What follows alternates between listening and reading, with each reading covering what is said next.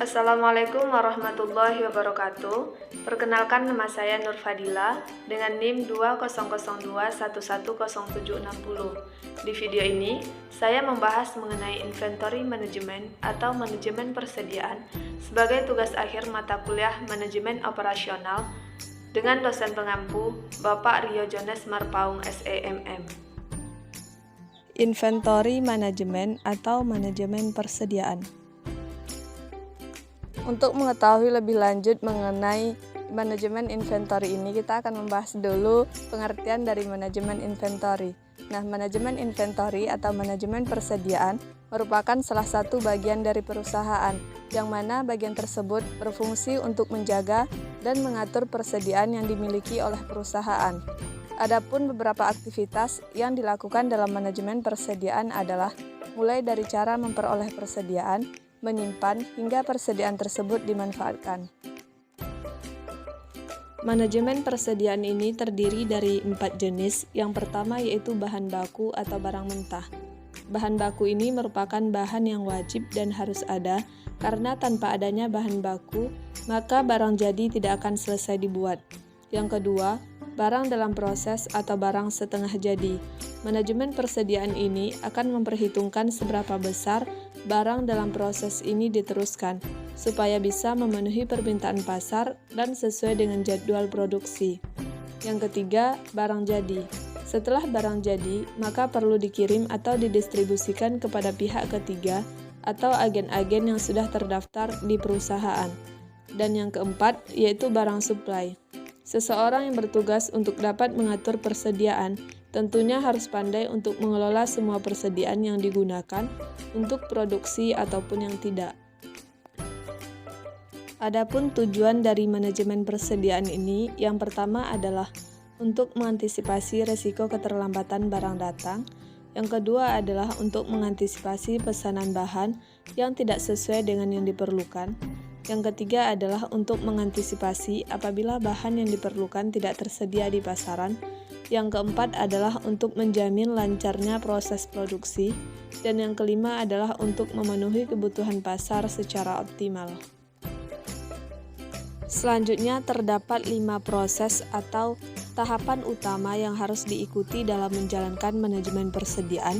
Di antaranya yang pertama adalah proses pembelian, yang mana pada proses pembelian ini kita membeli bahan mentah untuk diubah menjadi produk atau membeli produk untuk dijual tanpa perlu adanya perakitan. Yang kedua, proses produksi, yang mana pada proses produksi ini kita membuat produk jadi dari bagian-bagian penyusunnya. Tidak setiap perusahaan akan terlibat dalam manufaktur grosir, misalnya mungkin melewatkan langkah ini sepenuhnya. Yang ketiga, stok penyimpanan, yang mana pada stok penyimpanan ini kita menyimpan bahan mentah sebelum diproduksi atau jika diperlukan, dan barang jadi sebelum dijual. Yang keempat yaitu proses penjualan, yang mana pada proses penjualan ini kita menyerahkan barang ke tangan pelanggan dan menerima pembayaran dari pelanggan tersebut. Dan yang kelima yaitu proses pelaporan, yang mana pada proses pelaporan ini bisnis kita perlu mengetahui berapa banyak yang dijual dan berapa banyak uang yang dihasilkan dari setiap penjualan tersebut. Selanjutnya mengenai metode manajemen inventory.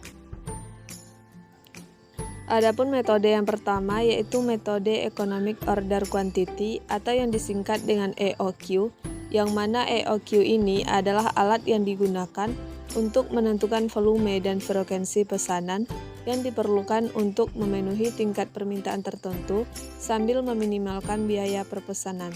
Adapun rumus dari EOQ ini adalah EOQ sama dengan akar 2S kali D per H, yang mana D ini sama dengan penggunaan atau permintaan yang diperkirakan per periode waktu. Sedangkan S ini adalah biaya pemesanan atau persiapan pesanan dan penyimpanan mesin per pesanan, sedangkan H sama dengan biaya penyimpanan per unit per tahun. Metode yang kedua adalah metode JIT atau Just in Time. Nah, metode ini punya istilah lain yaitu metode tepat waktu. memungkinkan perusahaan sebisa mungkin dibuat tidak menyetok atau memiliki persediaan. sehingga perusahaan diusahakan memiliki persediaan nol atau mendekati nol. Hal ini karena jika posisi perusahaan seperti itu, biaya persediaan juga tidak akan dikeluarkan. Metode yang ketiga disebut juga dengan metode analisa ABC. Nah, dalam metode ini dilakukan penggolongan persediaan di mana dasar penggolongan tersebut adalah nilai serta persediaan. Yang dimaksud nilai di sini adalah nilai total dari persediaan, bukan harga persediaan per unit. Nah, setiap item persediaan akan diberikan label yang sesuai dengan kelasnya masing-masing. Hal ini dilakukan karena setiap item persediaan diperlakukan berbeda. Dan metode yang terakhir adalah metode periodic review. Nah, dalam metode periodic review ini memungkinkan dilakukan pemesanan persediaan bahan dalam jarak waktu yang sama. Jadwal pesan barang sudah terjadwal secara rutin, jadi manajer keuangan dapat memperkirakan berapa pengeluaran untuk pembelian bahan baku tersebut. Nah, pembahasan terakhir dari materi ini adalah mengenai karakteristik manajemen persediaan. Persediaan sebagai kekayaan perusahaan memiliki peranan penting dalam operasi bisnis. Persediaan memiliki dua karakteristik penting. Yang pertama adalah persediaan tersebut merupakan milik perusahaan, dan yang kedua adalah persediaan tersebut siap dijual kepada para konsumen. Persediaan dimiliki oleh perusahaan dagang dan perusahaan industri. Sekian pembahasan materi yang dapat saya sampaikan mengenai manajemen inventory. Semoga bermanfaat untuk teman-teman semua. Assalamualaikum warahmatullahi wabarakatuh.